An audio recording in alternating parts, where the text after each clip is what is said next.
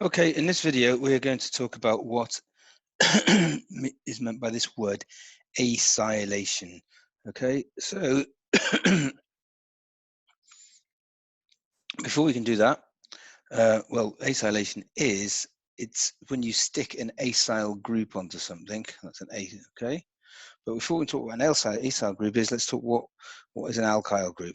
You know what an alkyl group is probably. It's just any group which contains carbon and hydrogen only. It's often given the symbol R. So the simplest alkyl group would be the methyl group, which would be just the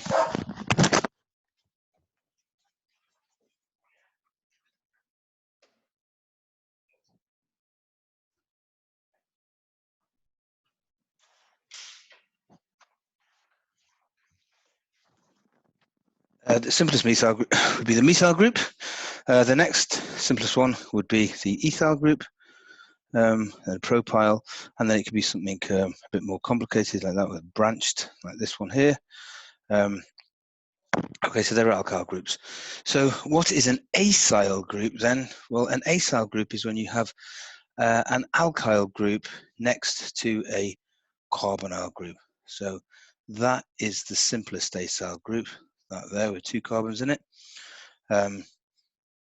So it's a carbonyl carbon with a methyl group. The next simplest one would be that one with three carbons in it, and so on. So that's what acyl groups are. And acylation is simply adding or sticking on an acyl group onto something else.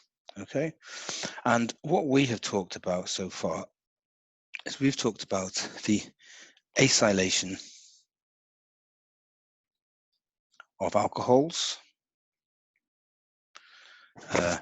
So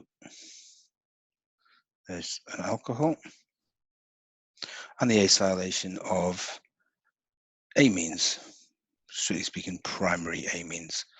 Okay, and what we've done is we acylate an alcohol. We end up getting, let's say we're going to stick on this this acyl group. Okay, let's stick that onto the alcohol. What we're going to get,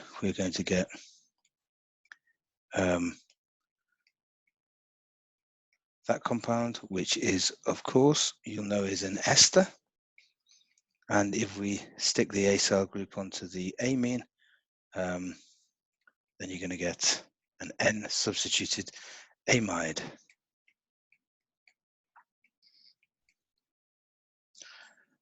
Okay, so this word, it's just a word. We know what acylation is, but we haven't explicitly said what, define what the word is, but we have now.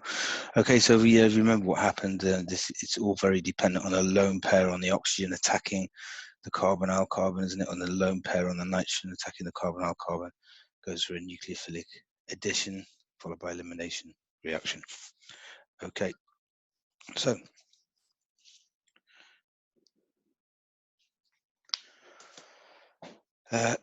let's have a look at well, what can carry out the acylation. Okay, so what carries out the acylation?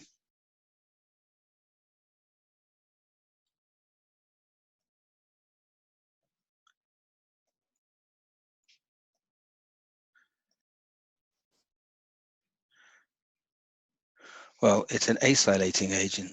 Okay,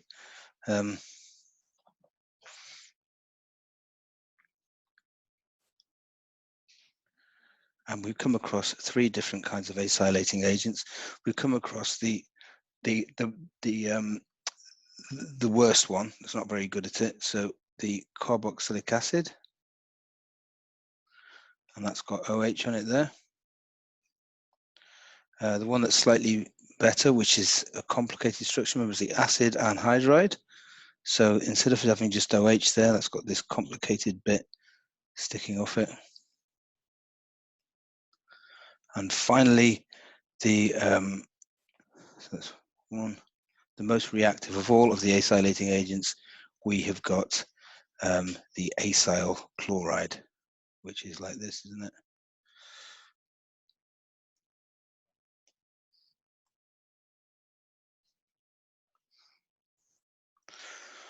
Okay, so let's do a little summary of in the next video. I'll leave that there.